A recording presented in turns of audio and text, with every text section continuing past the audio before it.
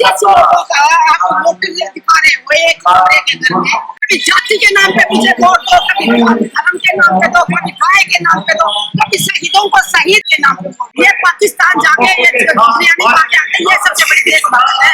ये पुलवामा में 40 लोग शहीद होते हैं, उसकी जांच नहीं बिठाते, आज तक जांच नहीं कराई और शहीदों के नाम पे वोट मांगते हैं। ये सबसे बड़े देशभक्त है। पहलगांव में 26 हमारे भाइयों की बहनों की जाने गई, ये उनके ऊपर तिरंगा यात्रा निकालते हैं। ये सबसे बड़े देशभक्त है। हमारे देश में सिर्फ हिंदू हिंदू कहने से हिंदू धर्म का सम्मान नहीं हो रहा। अभी कुछ सालों में जो हिंदू के नाम पे जो हुड़दंग मचाया है, कभी मस्जिद के सामने जाके झंडा लहरा रहे हैं, कभी जय हनुमान बोल रहे हैं, बोलता है कि महिला है ना जिसकी मांग में सिंदूर ना हो समझो वो प्लॉट खाली है। अरे प्लॉट को खरीदते और बिक्री करते तो क्या महिलाओं को तुमने बिक्री की चीज का सम्मान बना दिया? और प्रधानमंत्री जाके उसको बोलते ये मेरा छोटा दोस्त, इनको दोस्त बोलने पड़े। कहाँ गए वो लोग जो ट्रम्प के जीतने की हवन कर रहे थे कि ट्रम्प जीते? अब की बार ट्रम्प सरकार क्या दिया? ट्रम्प सरकार ने मजबूत तो हुआ है देश मोदी जी का हो रहा है ना। एक तरफ कहते सब देशी अपना, दूसरी तरफ जहाज में घूम रहे हैं विदेशी, फोन इस्तेमाल करते हैं विदेशी। आपको भी लगता है कि वो झूठ फैला रहे हैं? अरे तो वो सबूत देते हैं। एक कमरे के अंदर अगर 80 लोगों का आप वोट दिखा रहे हो एक कमरे के घर में, तो सच्चाई देश के सामने आ गई। अपने आप को झूठ लगता है। थोड़ी देर घुसरे के किसके कारण आ रही है? 11 साल से घुसरे किया है तो कमी किसकी है? अमित शाह की है, मोदी सरकार की। घुसरे की कहाँ से घुसे?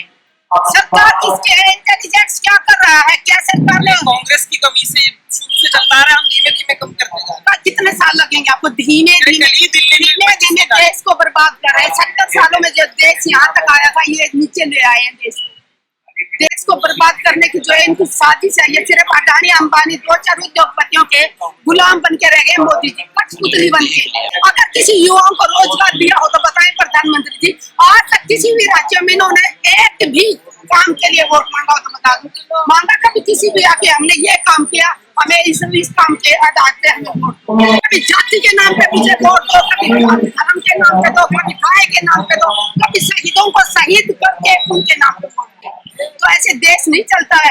पार्टियों में मत बटो। मैं देश के युवाओं से अपील करती हूँ जो बीजेपी के साथ भी जुड़े हैं, जो आप मान लिया कि तुम मुझसे प्यार करते हो प्रधानमंत्री जी से, लेकिन अगर देश हित में कोई काम नहीं करे सरकार तो खुल के उसका विरोध करो। बीजेपी सरकार है वो ये कह रहे हैं कि ये जो जज बन के बैठे हैं ये देश के लिए ठीक नहीं है।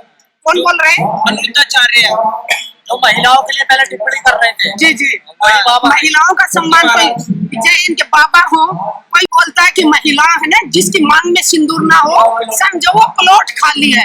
अरे प्लॉट को खरीदते और बिक्री करते तो क्या महिलाओं को तुमने बिक्री की चीज का सम्मान बना दिया? और प्रधानमंत्री जाके उसको बोलते ये मेरा छोटा भाई है। तो उससे लोगों को समझना होगा जो अनाज खाता है उसको अक्कल है, ताकि जो महिलाओं का अपमान करता है उनको प्रधानमंत्री जी अपना दोस्त बनाते हैं। तो इससे शर्म की बात और क्या हो? देश में धर्म भी जरूरी है कहते हैं, धर्म जरूरी है, मैं मानती हूँ। तो अपने धर्म को अपने तक सीमित रखो। आप जिस धर्म को मानते हो आप अपने धर्म का सम्मान करो। और जो सच्चे धर्म को मानते हैं जो अंदर से, वो कभी किसी दूसरे धर्म का अपमान नहीं कर सकता। धर्म ये नहीं सिखाता कि आप दूसरे धर्म का अपमान करो। हमारे देश में सिर्फ हिंदू हिंदू कहने से हिंदू धर्म का सम्मान नहीं हो रहा। अभी कुछ सालों में जो हिंदू के नाम पे जो हुड़दंग मचाया है, कभी मस्जिद के सामने जाके झंडा लहरा रहे हैं, कभी जय हनुमान बोल रहे हैं, उससे हिंदू समाज का अपमान हो रहा है। हिंदू धर्म का अपमान कर रहे हैं लोग। हिंदू समाज हमारा आगे नहीं बढ़ रहा, पीछे जा रहा है। धर्म ये कहता कि सबका सम्मान करें। आप सिख धर्म से सीखिए। कभी सिख धर्म में आप गुरुद्वारे में जाइए, वहाँ पे आप चाहे प्रधानमंत्री जाए चाहे रिक्शा चलाने वाला जाए, एक ही थाली में सेम जगह बैठ के आपको भोजन मिलेगा। तो मैं कहूँगी कि सरकारों से सीखना चाहिए। सिख कौम को सैल्यूट करती हूँ। हमें सिखों से सीखेंगे तो हमारा देश आगे बढ़ेगा। अगर वो प्रदर्शन करके दिखाते हैं कार्रवाई हो रही है, उसको आप कैसे देखते हैं? देखिए, अगर वो अपने धर्म को मान रहे हैं, धर्म की पूजा करते हैं तो उनका भी अधिकार है। देश में रहने वाले हर इंसान का, हर नागरिक का अपना हक है कि वो अपने धर्म को माने। जब हम कावड़ लेके आते हैं तो हमारे 15-15 दिन तक रोड पूरा एक साइड का रोड ब्लॉक होता है। तो क्या तब किसी ने विरोध किया? इस बात कि पूरा रोड जाम कर रखा है। तो फिर आज हम दिखा दी, छोटी सोच दिखा दी सत्ता में बैठे लोगों ने, उनको राष्ट्रीय आज के सम्मान ना देके, लेकिन आज देश की जनता ने दिखा दिया कि सबसे बड़ा सम्मान जनता का होता है। और आज जनता पूरी हमारे सत्यपाल मलिक जी के, जो हमारे आज भीमराव अम्बेडकर भवन में हमारे स्वाभिमान सभा रखी है, वहाँ देश के कोने कोने से हमारी बहनें भाई पहुंची है। तो मैं ये कहूँगी कि सबसे बड़ा सम्मान ही जनता का होता है। लेकिन मोदी साहब ने तो उनको सम्मान दिया, क्योंकि राज्य में उनको राज्यपाल बनाया था, उनको पूरी जो है उनका हक दिया था उनको। वो कोई भीख नहीं दी थी, वो उस लायक थे, उन्होंने वो काम किया था जिसको ये सारे देश में वही लूट रहे थे कि हमने धारा 370 हटा दी। वहाँ के राज्यपाल उस टाइम सत्यपाल मलिक जी थे जम्मू कश्मीर के, तो इन्होंने कोई ऐसा नहीं किया और कि उनको सत्यपाल मलिक जी को गवर्नर बनाया। वो उस लायक थे, काबिल थे, तब इन्होंने बनाया था। लेकिन जाते टाइम जो राजकीय सम्मान देना चाहिए था वो ना देकर प्रधानमंत्री जी ने अपनी घटिया मानसिकता दिखाई। 370 धारा हटाई तो लोग कह रहे थे कि जम्मू कश्मीर में सब कुछ विकास हो जाएगा, लेकिन जो लद्दाख है वहाँ आग लगी हुई है नेपाल के बाद में। 370 हटाने से विकास नहीं होना था। अडानी को वहाँ जमीन खरीदनी थी, अंबानी को जमीन खरीदनी थी, वो उन्होंने खरीद ली। सिर्फ इसीलिए हटाने का ये ड्रामा किया गया था ताकि अगर इनको सच में हटाना था तो जो हमारे वहाँ के कश्मीरी पंडित थे, क्या किसी भाई को वापस ले जाके इन्होंने बचाया, किसी का वापस बसवाया? वहाँ पे इन्होंने सिर्फ ये हटाना था कि वहाँ पे कोई महात्मा आदमी जमीन खरीद ले। और जमीन खरीदने वाले कौन थे? इनके दोस्त थे, अडानी अंबानी थे, उन्होंने जमीन खरीद ली। सिर्फ यही था। और रही बात लद्दाख की, लद्दाख के लोग 5 साल से आंदोलन कर रहे थे, अनुशासन में रहते हुए सोनम वांगचुक जी अपना आंदोलन जारी रखे हुए थे, हमेशा भूख हड़ताल पे जाते थे, अपने शरीर को त्याग कर तपस्या कर रहे थे। लेकिन सत्ता में बैठे लोगों तक आवाज नहीं पहुंच रही थी। हजारों किलोमीटर से चल कर वो दिल्ली आ रहे थे, तब भी रास्ते में उनको रोका गया था, उनके ऊपर लाठियां बरसाई गई थी। और उसके बाद वहां से गिरफ्तार करके लद्दाख लोगों ने हमको कैदी की तरह रखा गया था। उनकी पूरी टीम को हम भी 2 बार उनके साथ 2 दिन भूख हड़ताल पे भी बैठे। उसके बाद हमें भी वहां से डिटेन करके मंदिर मार्ग खाने में रखा गया था बहुत सारे बच्चों के साथ। तो ये लोगों को सहन शक्ति की सीमा होती है, ये लोगों का मनोबल तोड़ना चाहते हैं। ये सोचते हैं कि युवाओं को गोलियां चलाओगे, युवा जान जाएगी तो युवा आवाज उठाना बंद कर देगा। ऐसा नहीं है, युवा को और गुस्सा आएगा, जोश आएगा। लेकिन मैं अपने युवाओं से अपील करती हूँ कि होश में जोश नहीं खोना है। नेपाल में जो हमारे भाई बहनों ने होश में जो जोश खोया, नुकसान किसका हुआ? नेपाल की जनता का हुआ, नेता का किसी का कुछ नहीं बिगड़ेगा। आम जनता का पैसा लगा हुआ है, तो अपने देश की प्रॉपर्टी को, चाहे वो सरकारी हो चाहे वो प्राइवेट हो, उसको नुकसान ना पहुंचाएं, क्योंकि वो अपने पैसे से बनी अपना देश का नुकसान है। तो उसमें रहते हुए हमें अपनी आवाज को बुलंद करना है, एकता के साथ अनुशासन। लेकिन वांगचुक पर तो जो रासुका लगा दी है, जो अरेस्टिंग हुई है, बड़ी गंभीर धारा है ये। तो ये सभी लोग अगर सत्ता में बैठे लोगों से आप सवाल करोगे तो सीधा सीधा आपको ही आपके ऊपर देशद्रोह की धारा लगा देंगे। इनके देशभक्त तो सिर्फ मोदी और अमित शाह ही हैं, बाकी तो हम सारे देशद्रोही हैं। ये पाकिस्तान जाके ये बिरयानी खा के आते हैं, ये सबसे बड़े देशभक्त है। ये पुलवामा में 40 लोग शहीद होते हैं, उसकी जांच नहीं बिठाते, आज तक जांच नहीं कराई और शहीदों के नाम पे वोट मांगते हैं। ये सबसे बड़े देशभक्त है। पहलगांव में 26 हमारे भाइयों की बहनों की जाने गई, ये उनके ऊपर तिरंगा यात्रा निकालते हैं। ये सबसे बड़े देशभक्त है। इनको शर्म नहीं आती। ये जीएसटी को लगाते हैं, जीएसटी के वादे बताते हैं और फिर जीएसटी हटाते हैं तो ये उत्सव मनाते हैं। लोगों का बेवकूफ बना रखा इन्होंने। एक बार तुम जीएसटी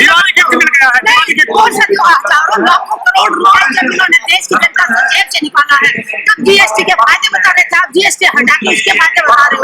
ये देश की जनता का पैसा लूट के ये अपने एमएलए एमपी खरीदते, देश हित में पैसा नहीं लगाते। ना तो इन्होंने कोई स्कूल बनाया, ना कोई मेडिकल कॉलेज बनाया।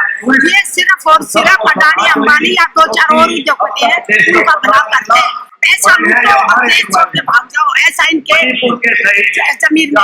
लेकिन युवाओं ने बीजेपी का ऑफिस निशाना बनाया है लद्दाख में, इसको किस तरह देखते हैं? देखिए, लद्दाख के लोग, उनकी तकलीफ, उनकी जिंदगी, उनका रहन सहन, वो लोग हमारे से वो लोग बता सकते हैं कि उनको किस चीज की जरूरत है। दिल्ली में बैठ के लोग उसके ऊपर कंट्रोल करना चाह रहे हैं। अगर वो पूर्ण राज्य की मांग कर रहे हैं तो क्यों नहीं सरकार उनको पूर्ण राज्य का अधिकार दे रही है? क्यों नहीं वहाँ का एक मुख्यमंत्री बनाया जाए जो अपने तरीके से वहाँ के लोगों की परेशानियां क्या है, उनके जीवन का क्या है, उनका रहन सहन का क्या है, तो वो अपनी जिंदगी को अच्छे से चला पाएंगे वहाँ के लोग, ना कि दिल्ली में बैठे। लेकिन आग भड़काई युवाओं ने, कांग्रेस में आरोप लग रहे हैं। कांग्रेस, अच्छा नेपाल में भी कांग्रेस हाथ बढ़ पाए। नेपाल तो हिंदू राष्ट्र था ना, तो वहाँ भी राहुल गांधी चला गया था नेपाल में भी। मैंने तो कभी राहुल गांधी के मुझे ये सुना, आग भड़काने वाली बात नहीं सुनी, सोनम वांगचुक के मुझसे नहीं सुनी। वो तो बेचारों ने अपना फास्ट वोट रोक दिया, जैसे ही हमारे 5 भाइयों की जाने गई वहाँ पे, तुरंत उन्होंने फास्ट किसी के कहे बिना फास्ट रोक दिया कि मैं अपने शांति चाहता हूँ, मेरे राज्य में शांति नहीं होनी चाहिए, मेरे देश में शांति नहीं होनी चाहिए। उनके ऊपर जानबूझ के भड़काने की कोशिश कर रहे हैं। मैं लद्दाख के भाइयों से बहनों से अपील करती हूँ, अगर मेरे भाइयों शांति से रहते हुए 5 साल से तुम अनुशासन में रह रहे थे, उसी अनुशासन में रहते हुए अपनी आवाज बुलंद करो। पूरा भारत देश आपके साथ है। जब आप दिल्ली में लद्दाख भवन में बैठे थे, तब भी देश के बहन भाई आपके साथ हड़ताल में बैठे थे। आगे भी जरूर बढ़ तो लद्दाख तक भी पहुंचेंगे, लेकिन आप आगजनी या ऐसा कुछ भी मत करो, क्योंकि 1 रुपए का भी नुकसान करोगे, चाहे सरकारी बिल्डिंग हो को प्राइवेट हो, वो अपने भारत का नुकसान है, नेताओं का किसी का कुछ नहीं करेगा। लेकिन जैन जी जैसे मामले नेपाल के बाद में इंडिया में एंट्री कर गए हैं, चाहे मणिपुर हो, चाहे असम हो, चाहे बिहार हो, चाहे लद्दाख हो, ये कौन प्रकार आ गया? नेपाल में क्या था, नेपाल के लोग परेशान हो गए थे, रोजगार के नहीं मिल रहा था, बेरोजगारी से परेशान थे, महंगाई से परेशान थे, भ्रष्टाचार से। तो वो ये चीजें हमारे देश में हो रही है। सबसे जल्दी युवा किसमें बहता है? युवा नहीं, कोई भी आदमी धर्म के नाम से, धर्म के नाम में इन्होंने बहका रखा लोगों को, लेकिन जिसने पढ़ाई की है वो नहीं बहक रहा। आप कभी भी देखिए, देश में भी बेरोजगार हो गए, अमेरिका में लोग बेरोजगार होने वाले हैं। ये बोल रहे हैं विश्व गुरु बन गए, हमारे युवाओं को, हमारे स्टूडेंट को वहाँ कड़ी लगा के ला रहे हैं। आतंकवादियों जैसा व्यवहार हमारे युवाओं के साथ, मोदी जी के दोस्त स्टूडेंट के साथ, दोस्त इनको दोस्त बोलने पड़े। कहाँ गए वो लोग जो ट्रम्प के जीतने की हवन कर रहे थे कि ट्रम्प जीते? अब की बार ट्रम्प सरकार क्या दिया? ट्रम्प सरकार ने तो क्या मोदी जी की हो गई है विदेश नीति तो इनकी इतनी घटिया हो चुकी है। विदेश नीति होती ना तो जब पाकिस्तान के साथ अभी पहलगाम की लड़ाई हुई, एक भी बड़ा देश हमारे साथ क्यों नहीं करता? और ये हर रोज विदेशों का दे रखा है, करोड़ों रुपए बर्बाद करती है देशों में। लेकिन बाहर के देश एक भी देश हमारे साथ नहीं खड़ा। शाम की बात है, बड़े दूसरे अमेरिका, पाकिस्तान के आर्मी चीफ बुलाता है और हमारे देश के युद्ध रुकवा सकते हैं ये, लेकिन अपने देश में मणिपुर जल रहा है इतने सालों से, वो नहीं रुकवा सकते। क्यों डरते हैं ये लोग? ये चाहते ये है कि आगजनी हो, देश का नुकसान हो, और युवा उनको गोलियों से भूना जाए, बुजुर्ग लोग अपने आप बच्चों की बम में ऐसे चले जाए। लेकिन बिहार में महिला को 10,000 रुपए दे रहे, 7500 रुपए, किसी 7500 करोड़ रुपए जारी कर देंगे। आपको 15 लाख आ गए, आपके खाते में 15 लाख आए, वैसे ही जुमला था। तो ये भी जुमला है, इन पर सारे बातें जुमले। लेकिन जारी कर दिया मोदी जी ने केंद्र सरकार से। वो करते ही करते हैं, वो भाषण में करते हैं, काम जो नहीं करेंगे, ग्राउंड पे कोई काम नहीं होता। लेकिन मजबूत तो हुआ है देश मोदी जी का। हाँ, मजबूत हुआ ना। देखो एप्पल खरीदने लाइन लग गए, लोग मजबूत हो रहे हैं, मजबूत हो रहे हैं, मजबूत हो रहा है ना। एक तरफ कहते हैं सब देशी अपना, दूसरी तरफ जहाज में घूम रहे हैं विदेशी, फोन इस्तेमाल करते हैं विदेशी। खुद तो आप शुरुआत अपने घर से करो ना, खुद सारी चीज इस्तेमाल कर रहे हैं बाहर, आत्मनिर्भर बात करते हैं। कोई रेहड़ी लगा के रोड के किनारे से सब्जी फ्रूट बेच के गुजारा कर रहा है, पुलिस आके उसकी रेहड़ी को तोड़ देती है, क्रेन लाते क्रेन से उसकी रेहड़ियां तोड़ जाती है। और एक तरफ आत्मनिर्भर की बात करते हैं, दूसरी तरफ गरीब मजदूर बेचारा अपनी रेहड़ी लगा के गुजारा कर रहा है, उसको तो पुलिस के तरफ। ट्रम्प ने 100% टैरिफ लगा दिए दवाओं पर भी, अब फिर से ट्रम्प ने इसकी बोलती बंद कर रखी है। 36 इंच के सीने की बात करने वाले प्रधानमंत्री जी इतने डरपोक निकलेंगे, ये हमारे लिए शर्म की बात है। हमें शर्म आती है, हमारे देश का मुखिया चुप बैठा है, तो ट्रम्प अपनी मनमर्जी चलाए जा रहा है। हमारा देश एकदम गुलाम समझो, डिक्लेयर नहीं किया है ट्रम्प ने, लेकिन कहीं ना कहीं गुलाम है। हमारा पाकिस्तान से लड़ाई हो रही है तो अमेरिका आके हमारा कहता है कि युद्ध बंद करो, और हमारा प्रधानमंत्री इतना डरपोक है, युद्ध बंद कर देता है, तो हम गुलाम ही हुए ना। अमेरिका के गुलाम है, इसका मतलब सामने नहीं आ रहा, देख ही रहे वो गुलाम है। लेकिन मोदी जी की माँ को भी निशाना बनाया लोगों ने इस बार बिहार में।